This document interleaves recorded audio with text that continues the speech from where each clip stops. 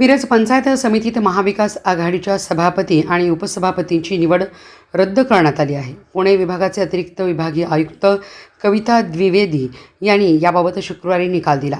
भाजपच्या पंचायत समितीच्या सभापती पदांच्या उमेदवार राणी भोरे यांनी याबाबत मिरज पंचायत समितीची सभापती आणि उपसभापतीची निवड बेकायदेशीर असल्याबाबत तक्रार दाखल केली होती.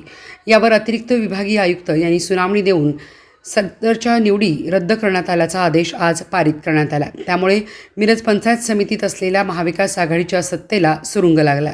त्यामुळे मिरजेचे आमदार डॉक्टर सुरेशभाऊ खाडे यांनी महाविकास आघाडीला जोराचा झटका दिला.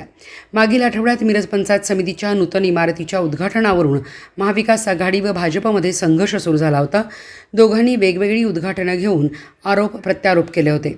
त्याच उद्घाटन समारंभात ग्रामविकास मंत्री जयकुमार गोरे यांनी भाजपच्या नेत्यांना पुढचा सभापती भाजपचा होणार असल्याचे उद्देशून भाष्य केले होते.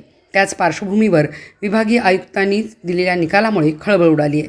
मिरज पंचायत समितीच्या सभापती उपसभापतीची निवड रद्द करून नव्याने निवडणूक प्रक्रिया राबवण्याचे आदेश देण्यात आल्याने खळबळ उडाली आहे. मिरज पंचायत समितीच्या सभापतीपदी काँग्रेसच्या तन्वी कमलेकर तर उपसभापतीपदी शिंदे शिवसेनेच्या ललिता शेजूळ निवडून आल्या होत्या. ही निवडणूक झाल्यापासून ही निवडणूक प्रक्रिया बेकायदेशीर असल्याने ती रद्द करावी अशी मागणी भाजपने केली होती.